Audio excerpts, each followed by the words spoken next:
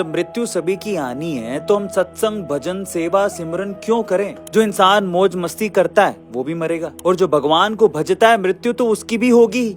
तो जब मरना दोनों को है तो मौज मस्ती ही क्यों ना करें? ये सवाल पूछा था अर्जुन ने भगवान श्री कृष्ण से। अब भगवान श्री कृष्ण ने इसका क्या जवाब दिया है आपको सुनना चाहिए। तो भगवान श्री कृष्ण अर्जुन से बोले कि हे पार्थ, देखो, बिल्ली जब चूहे को पकड़ती है तो दांतों से पकड़ के उसे मारकर खा जाती है, लेकिन जब उन्हीं दांतों से अपने बच्चे को पकड़ती है तो उसे मारती नहीं है, बहुत ही नाजुक तरीके से एक जगह से दूसरी जगह पर पहुंचा देती है। अब देखो, दांत भी वही है, मुंह भी वही है, पर परिणाम अलग अलग है। ठीक उसी प्रकार मृत्यु रूपी दांत भी सभी को जकड़ेंगे तो जरूर, पर एक को प्रभु के धाम में पहुंचा देंगे और दूसरे को 84 लाख योनियों के चक्कर कटवा कटवा के मार देंगे। इसलिए बिना किसी स्वार्थ के सदैव धर्म के मार्ग पर चलो।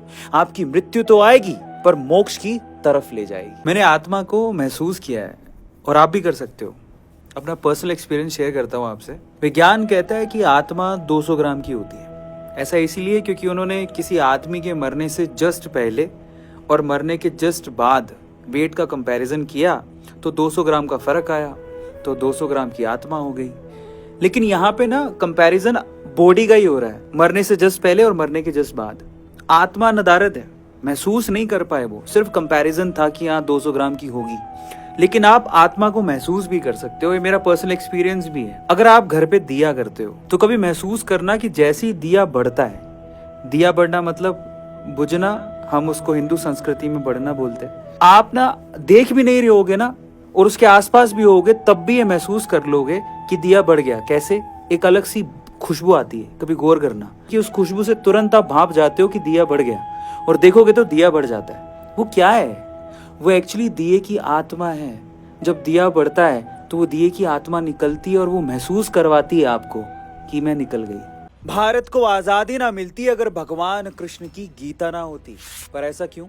देखिए, 1905 में बंगाल में स्वदेशी आंदोलन शुरू हुआ था, जहां पर 50,000 से भी ज्यादा लोगों ने अपने हाथों में गीता पकड़ी और सड़कों पर उतर आए और ब्रिटिश सामानों का बहिष्कार करने और अंग्रेजों को भारत से बाहर निकालने की कसम खाई थी। उसमें से एक थे अरविंदो घोष। वो भारतीय स्वतंत्रता संग्राम के आरंभिक और महानतम क्रांतिकारियों में से एक थे। उन्होंने भारत के उत्थान और मानवता के उद्धार के लिए गीता के संदेश को दोहराते हुए कहा था कि हिंदुओं का एक निश्चित वर्ग आक्रामकता से ऐसे कतराता है मानो कोई पाप हो। श्री कृष्ण का अर्जुन से बार बार किया गया आह्वान संघर्ष पर जोर देता है। भगवान कृष्ण ने कहा था कि लड़ो और अपने विरोधियों को परास्त करो, मुझे याद करो और युद्ध करो, आध्यात्म से भरे हृदय से अपने सभी कार्यों को मुझे सौंप दो और तृष्णा से मुक्त होकर, स्वार्थी दावों से मुक्त होकर युद्ध करो, अपनी आत्मा के ज्वर को अपने से दूर करो। भगवान कृष्ण के ऐसे ही उद्घोषों ने भारत की स्वतंत्रता की राह आसान बनाई थी। सबको हमारी तरफ से स्वतंत्रता दिवस की हार्दिक शुभकामनाएं।